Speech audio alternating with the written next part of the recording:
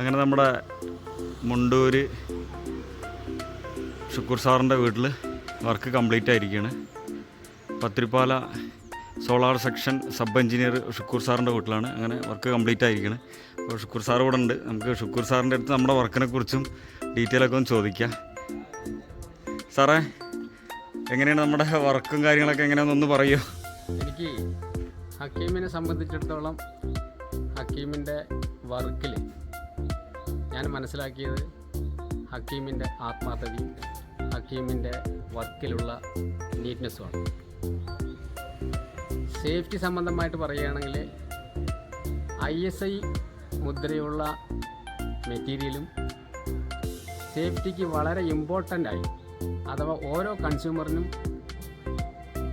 വരാൻ പോകുന്ന പോരായ്മകളെ ചൂണ്ടിക്കാണിച്ച് അത് നല്ലവണ്ണം ഡിസ്കസ് ചെയ്ത് മാത്രം കൺസ്യൂമറിനെ എല്ലാ രീതിയിലും സാമ്പത്തികമായിട്ടും സേഫ്റ്റി സംബന്ധമായിട്ടും പൂർണ്ണമായും മനസ്സിലാക്കിയ ശേഷം വർക്ക് ചെയ്യുന്നുണ്ടാവാം. എല്ലാവരുടെ വർക്കും സാറ്റിസ്ഫാക്ഷൻ ആണ്.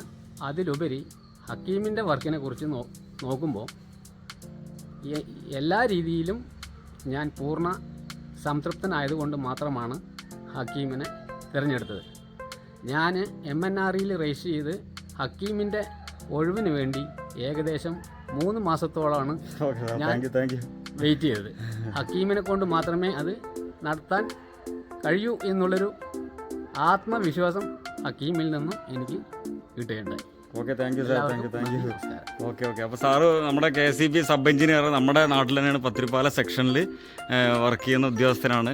സബ് എഞ്ചിനീയർ സോളാറിൻ്റെ എല്ലാവിധ വർക്കുകളും സാറാണ് നോക്കിയിട്ടാണ് ഇൻസ്പെക്ഷൻ ചെയ്തിട്ടാണ് അത് അപ്രൂവ് ആക്കുക. അപ്പോൾ അദ്ദേഹം നമ്മുടെ വർക്ക് കണ്ടിട്ട് അത്രയും സാറ്റിസ്ഫാക്ഷൻ ആയതുകൊണ്ട് മാത്രമാണ് നരിക്കോട്ടൽ ഏജൻസീസിന് ആ വർക്ക് തന്നിരിക്കുന്നത്.